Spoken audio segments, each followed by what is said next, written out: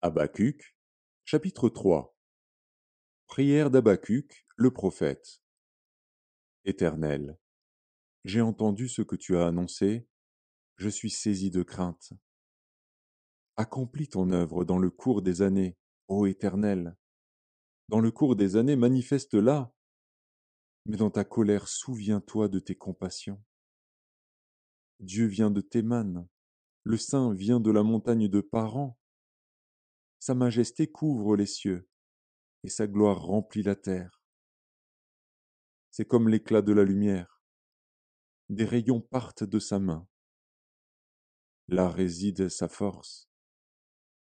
Devant lui marche la peste, et la peste est sur ses traces. Il s'arrête, et de l'œil il mesure la terre. Il regarde, et il fait trembler les nations. Les montagnes éternelles se brisent, les collines antiques s'abaissent. Les sentiers d'autrefois s'ouvrent devant lui.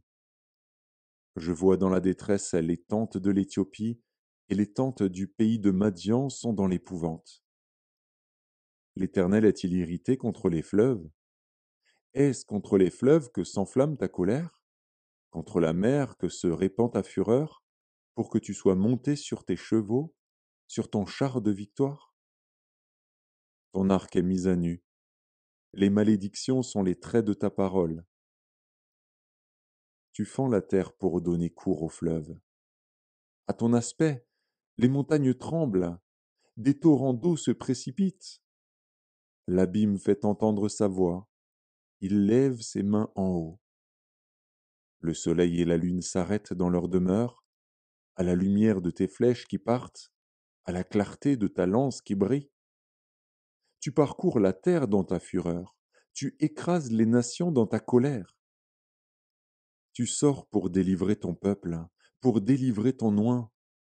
Tu brises le faîte de la maison du méchant, tu la détruis de fond en comble.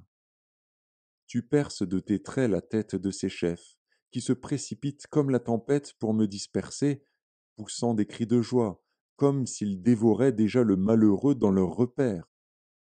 Avec tes chevaux tu foules la mer, la boue des grandes eaux.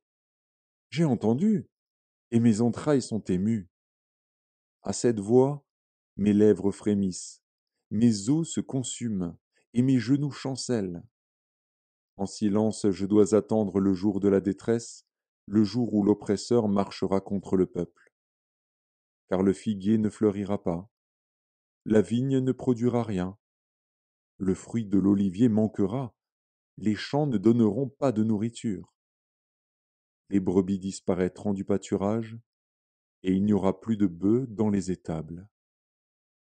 Toutefois, je veux me réjouir en l'Éternel, je veux me réjouir dans le Dieu de mon salut.